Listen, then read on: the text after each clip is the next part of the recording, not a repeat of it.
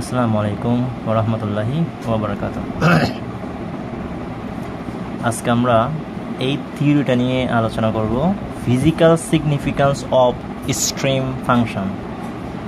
Physical significance of stream function, stream ফাংশনের যে physical সিগনিফিক্যান্সটা আছে, ওই ফিজিক্যাল সিগনিফিক্যান্স নিয়ে আমরা কি করব, গুরুত্বটা নিয়ে আমরা আলোচনা করব। এটা কিন্তু 10 মার্কসের জন্য আসে।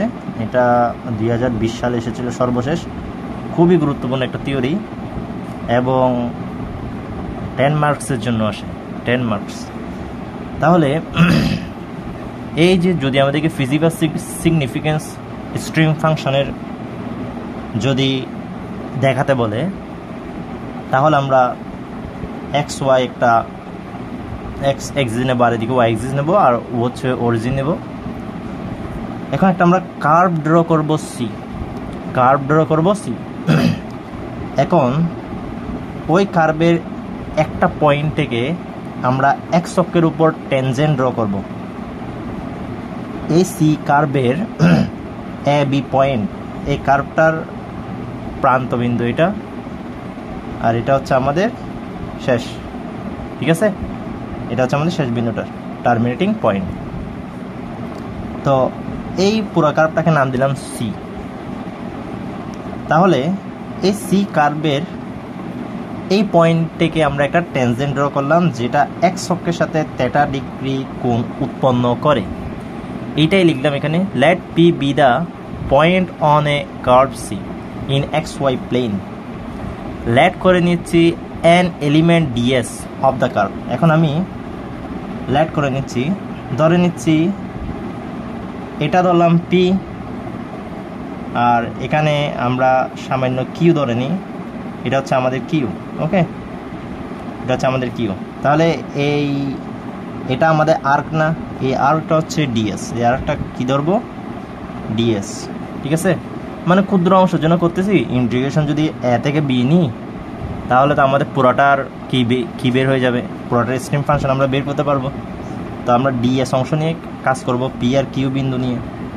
ওকে, তাহলে আমরা পি থেকে কিউ সামান্য দূরত্ব নিলাম ডিএস, যেটা এলিমেন্টারি একটা আমাদের পার্ট। তাহলে এন এলিমেন্ট এরিয়া বলতে পারি। এই ল্যাংথটাকে আমরা এরিয়া। ঠিক আছে, এই ল্যাংথ, এই যে ল্যাংথ নিয়েছি ডিএস, এই ল্যাংথটা নিয়ে আমরা কাজ করব। তো এই ল্যাংথটা হচ্ছে আমাদের একটা এলিমেন্ট, ডিএস নিলাম অফ দ্য কার্ভ থেকে, যেটা মেক করতেছে N angle theta with ex axis. এখন আমি এক্স অক্ষ বরাবর আমাদের কি থাকে, আমরা কি জানি, velocity vector, velocity component u. আর ওয়াই অক্ষ বরাবর আমাদের ভেলোসিটি কম্পোনেন্ট কি, এই ওয়াই অক্ষ বরাবর আমাদের যে ভেলোসিটি কম্পোনেন্ট সেটা হচ্ছে বি, তাই না? তাহলে এক্স অক্ষ বরাবর velocity component u, v Y অক্ষ বরাবর ভেলোসিটি কম্পোনেন্ট বি নেব। ঠিক আছে, আচ্ছা, এটা যদি তেটা হয়, এটা অবভিয়াসলি তেটা, তাই না? তাহলে এটা যদি তেটা হয়, এটা তেটা। ঠিক আছে, এখন আমি এদিক থেকে একটা নর্মাল ড্র করব, এই বরাবর এই ট্যানজেন্টের উপর একটা নর্মাল ড্র করব, ট্যানজেন্টের উপর নর্মাল ড্র করব, ট্যানজেন্টের উপর নর্মাল ড্র করলাম, ট্যানজেন্টের উপর আমি একটা নর্মাল ড্র করলাম, ট্যানজেন্টের উপর নর্মাল ড্র করলাম, নর্মাল ভেক্টর। ঠিক আছে, ওকে। তাহলে এইটার সাথে এটার সাথে এটা তো 90 ডিগ্রি, তাই না? তাহলে আমাদের এটা কত হবে, এটা অবভিয়াসলি 90 ডিগ্রি মাইনাস থেটা না? এই কোণটা অবশ্যই 90 ডিগ্রি মাইনাস থেটা না? এই 90 ডিগ্রি মাইনাস থেটা হবে না? তাহলে এই কোণটা কত? আবার এর সাথে এটা যদি 90 ডিগ্রি হয়, তাহলে 90 কাটা গিয়ে থেটাই। ঠিক আছে, থেটা, এটা আমাদের বির সাথে এই নর্মাল ইউনিট ভেক্টরটা থেটা, মানে থেটা, এটা থেটা হলে এটা থেটা হবে, তাই না? আচ্ছা, নিশ্চয় বুঝলাম, এটা থেটা হলে তাহলে আমাদের এটা 90 ডিগ্রি কোণে, তাহলে আমাদের এটা 90 ডিগ্রি মাইনাস থিটা, ক্লিয়ার। তাহলে এই ট্যানজেন্টের সাথে বি, তারপর হচ্ছে তাহলে এটা কত হবে, এটা তো আবার 90 ডিগ্রি, তাই না? এটা তো আবার 90 ডিগ্রি নর্মালের সাথে ট্যানজেন্ট, তাহলে আমরা 90 কাটে গিয়ে এটাই থাকবে, ক্লিয়ার। আচ্ছা, তাহলে এখন আমরা আমাদের এখানে যা অঙ্কন করার এঁকে ফেললাম, এখন আমরা নর্মাল ইউনিট ভেক্টরের ডাইরেকশন কোসাইন বের করব। নর্মাল ইউনিট ভেক্টরের direction cosine, clear. Normal unit ভেক্টরের ডাইরেকশন কোসাইনগুলো কী হবে আর সেইগুলোই লিখতেছি। The direction cosines of normal at P, আর তার মানে নর্মালের এই নর্মাল যে ভেক্টরটা দেখতেছি এই নর্মালের আমরা ডাইরেকশন কোসাইনগুলো বের করব। তাহলে ডাইরেকশন কোসাইন কীভাবে বের করব আমরা,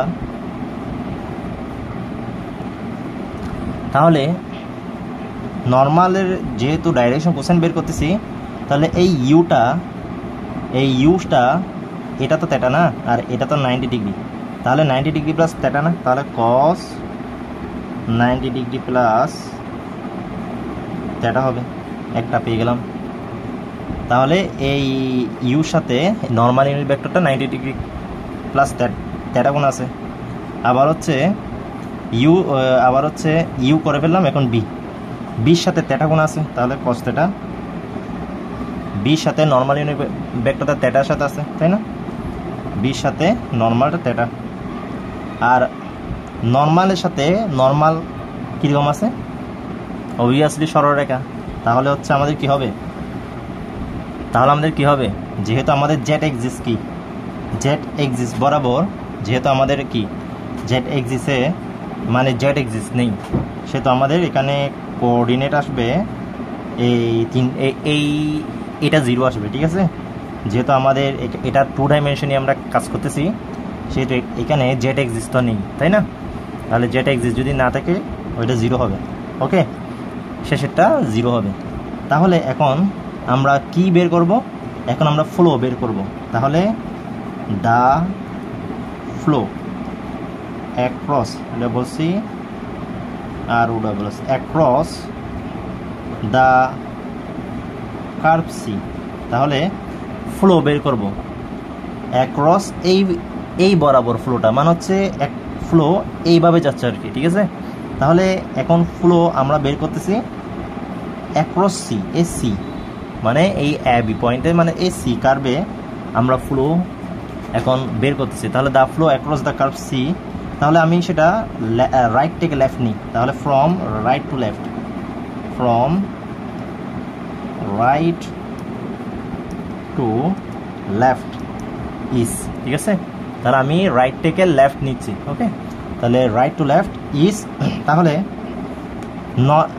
আমাদের এদিকে যদি ভেলোসিটি কি হয়, তাহলে ভেলোসিটির সাথে ভেলোসিটি তো অবশ্যই কি লম্ব বরাবরও তো থাকবে, মানে হচ্ছে ট্যানজেন্টের দিকেই তো আমাদের কি হবে, ট্যানজেন্টের দিকেই তো প্রবাহিত হবে, তাই না? এই ভেলোসিটি যদি এই পয়েন্টে যদি আমাদের কি হয়, এই পয়েন্টে যদি আমাদের ট্যানজেন্ট বরাবর যদি ভেলোসিটি ফ্লুইড ভেলোসিটি যদি আমাদের ফ্লো হয়, তাহলে ফ্লুইড ভেলোসিটির সাথে নর্মাল ইউনিট ভেক্টর 90 ডিগ্রি কোণে না, ফ্লোটা কোন বরাবর হচ্ছে, এই বরাবর তো হচ্ছে, তাই না? এই বরাবর হচ্ছে, তো আমি যদি ফ্লোটা এই বরাবর নিতাম তখন তো নর্মালটা লম্ব বরাবর হতো। ফ্লোটা যদি আমার যদি ফ্লোটা এই বরাবর হয়, ফ্লোটা যদি এই বরাবর হয়, তখন আমাদের কি হবে, নর্মাল তো 90 ডিগ্রি কোণে হবে। তাহলে ফ্লুইড ভেলোসিটির সাথে নর্মালটা অবভিয়াসলি ফ্লুইড ভেলোসিটির সাথে নর্মাল ইউনিট ভেক্টরটা অবশ্যই 90 ডিগ্রি কোণে থাকতেছে, তাহলে ডট গুণন, ঠিক আছে। তাহলে এখন আমি কি করতেছি, এখন আমি এটা ডিএস এর জন্য করতেছি না, ডিএস আমি তো শুধুমাত্র আমি যদি ডিএস এর ডিএস এর মধ্যে তো করতেছি, তাই না? আমি যদি এখানেও করি, এখানেও করি, তো যে অংশে করি না কেন, যে ডিএস মানে হচ্ছে ক্ষুদ্র অংশে করি না কেন, সবখানে তো এটাই আসবে, ক্লিয়ার, সবখানে তো এটাই আসবে। তাহলে আমি যদি এখন অতি ক্ষুদ্র অংশের জন্য করতেছি, যার কারণে ডিএসটা আপনি এখানেও নিতে পারেন না, এখানে পি এখানে কিউ, এখানে পি এখানে কিউ, তাই না? এখানে পি এখানে কিউ, যেখানে সেখানে তো আপনি নিতে পারছেন। তাহলে আমার যেখানে নিই না কেন নর্মালের সাথে ফ্লুইড ভেলোসিটিটা 90 ডিগ্রি কোণ হবে। ক্লিয়ার? তাহলে অতি ক্ষুদ্র অংশে ল্যাঙ্ক কি ডিএস এর মধ্যে তো হবে, তাই না? তাহলে আমি যদি ফ্লোটার করি শেষ। যেহেতু আমি যদি পুরোটার বের করি তাহলে সি কার্ভ মানে সি এর অ্যালং এ তো না, এই তো এটাই তো সি কার্ভ, সি এর অ্যালং এ তো আমি করছি, তাহলে ইন্টিগ্রেশন সি। ক্লিয়ার? তাহলে এখন দেখেন, তাহলে এটাকে আপনি কীভাবে মানে ভেক্টর আকারে কি লিখতে পারেন না? এটাকে আপনি ভেক্টর আকারে অবভিয়াসলি লিখতে পারেন, তাই না? এই তাহলে এখানে নর্মাল না, এটা আমি নর্মালের ডাইরেকশন বের করছি না, তাহলে আমাদের নর্মাল ভেক্টর কী হবে? হয় আর নর্মাল ভেক্টর কী হবে? আচ্ছা এটাকে আরেকটু ভাঙি, cos 90 ডিগ্রি প্লাস থিটা সমান কি? অবভিয়াসলি মাইনাস সাইন থিটা না? অবভিয়াসলি মাইনাস সাইন থিটা না? আর এটারও cos থিটা থাকবে, আর এটা জিরো, জ্যাট এক্সিস্ট যেহেতু নেই, আমি এটা 2 ডাইমেনশনের জন্য করতেছি, তাহলে আমাদের কি হবে? Minus sine theta cos theta zero. Clear তো? তাহলে খেয়াল করেন এখন, তাহলে আমাদের এগুলোই তো আমাদের নর্মালের ডাইরেকশন, ঠিক আছে? তাহলে আমাদের নর্মাল ইউনিট ভেক্টর কি হবে? আই মানে মাইনাস আই সাইন থিটা বা সাইন থিটা আই, এটাকে আমি ভেক্টর আকারে কি লিখতে পারবো না? তাহলে প্লাস কস থিটা যে, তো আমার তো এটা 2 ডাইমেনশন নিয়ে কাজ করতেছি, যার কারণে জিরো। আবার হচ্ছে এখানে কিউ ভেক্টর মানে কি? ফ্লুইড ভেলোসিটি কি? I u I plus B j, ঠিক আছে? তাহলে আমি এগুলো এখানে ইনপুট করে দেব, ঠিক আছে? তাহলে এই ইউ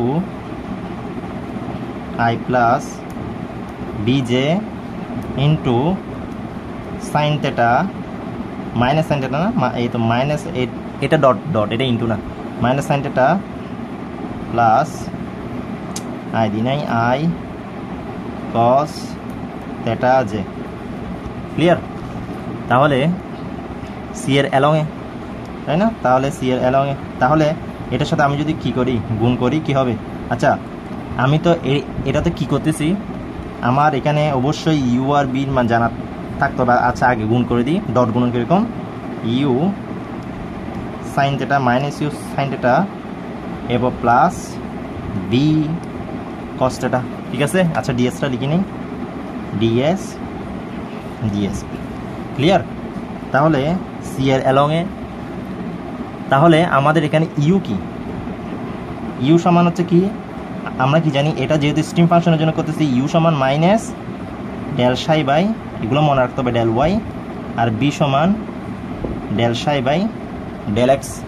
তাহলে ইউ সমান কি হবে? মাইনাস মাইনাস কাটা যাবে, তাহলে del psi by del Y sine theta plus del psi by del X cos theta DS.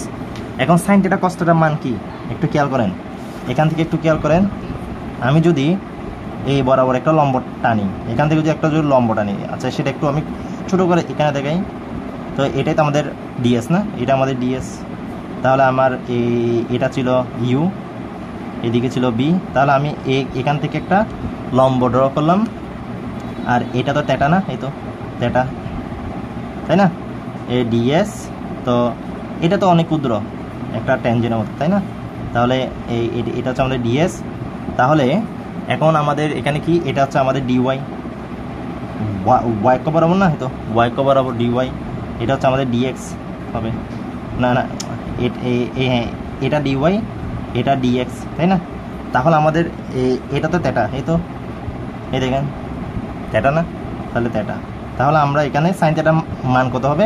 Sine theta সমান হচ্ছে লম্ব বাই ভূমি, লম্ব হচ্ছে ডিওয়াই বাই ডিএস, তাই না? সাইন থিটা, তাহলে আমাদের সাইন থিটা হবে ডিওয়াই বাই ডিএস। ক্লিয়ার? তারপর হচ্ছে এখানে কস থিটা কি হবে? ডিএক্স বাই ডিএস, তাই না? এই ডিএক্স বাই ডিএস শেষ। তাহলে এগুলো মান আমরা বসিয়ে দিই, তাহলে del psi del Y into কী হবে? Dy by ds plus del psi del X কষ্টটা কত dx divided by ds ds। তাহলে এটার সাথে এটা গুণ দিয়ে দেন, এটার সাথে এটা গুণ দিয়ে দেন, তাহলে আমাদের কি দাঁড়াবে সি এর অ্যালং মানে কি, সি এর অ্যালং মানে কি বি থেকে না, আমি তো রাইট টু লেফট করেছি, তাহলে বি থেকে এ, ঠিক আছে। তাহলে আমি ওর সাথে ওকে গুণ দিয়ে দেন, ds ds কাটা যাবে, del psi by del Y dy হবে প্লাস এখান থেকে ds ds কাটা del psi by del X dx, ঠিক আছে। তাহলে এটাকে আপনি কি লিখতে পারেন, ওই যে লিখছিলেন একটা অঙ্ক যে করছিলেন গত লেকচারে, এই পুরোটাকে আমি কি লিখতে পারি টোটাল ডিফারেন্সিয়েশন না ডি সাই, এই পুরোটাকে আমি কি লিখতে পারি ডি সাই, তার মানে ডি সাই মানে কি সাই, তাহলে এ থেকে বি না, এ থেকে বি, তাহলে আমার সাই বি মাইনাস সাই এ। এই ডিফারেন্সটাই হচ্ছে আমাদের physical significance of stream function, এই ডিফারেন্সটাই, এটাই হচ্ছে এটুক রেখে দিলেও নাম্বার দিবে। তো একটু যদি কথাবার্তাগুলো যদি লিখতেছেন দেখেন, এই কথাবার্তাগুলো এখানে লিখবেন, ঠিক আছে, ওকে। যেহেতু 10 মার্কস একটু কথাবার্তাগুলো লিখতে হবে, তাহলে এই আমাদের এটাই হচ্ছে মূল সাই বি মাইনাস সাই এ। এখানে অনেক সময় ডিফারেন্সও এভাবেও উল্লেখ করে আসে, মানে স্ট্রিম ফাংশনের যে ডিফারেন্স ওইটা কনস্ট্যান্ট অথবা physical significance of stream function. তাহলে একটু যদি নিচে যদি আমি কথাবার্তাগুলো যদি লিখতে চাই দেখেন, হোয়ার সাই b and psi are the values of psi at the initial and final, ওই যে ইনিশিয়াল আর ফাইনাল পয়েন্ট, এটা ইনিশিয়াল পয়েন্ট, এটা ফাইনাল পয়েন্টস। তাহলে of the curve thus the difference of, এই তো দেখছেন difference of the values of stream function of at any two points, মানে এই যে এখানের যে কোনো দুইটা বিন্দুতে ডিফারেন্স হচ্ছে আমাদের রিপ্রেজেন্ট দ্য ফ্লো, কি রিপ্রেজেন্ট করে the flow across the that curve join in the points, মানে হচ্ছে এইখানে এই যে আমাদের এই দুইটা পয়েন্টকে যে আমি জয়েন করি, এখানের মধ্যে দিয়ে কী হচ্ছে ফ্লোটা প্রবাহিত হচ্ছে, এইভাবে প্রবাহিত হচ্ছে, এইটাই আর কি আমাদের এখানে যদি লিখে দিয়ে আরও সুন্দর হবে। ক্লিয়ার? তাহলে আজকে আমরা এই গুরুত্বপূর্ণ অঙ্কটা দেখালাম সুন্দরভাবে। তাহলে ভালো থাকবেন, সুস্থ থাকবেন, আল্লাহ হাফেজ।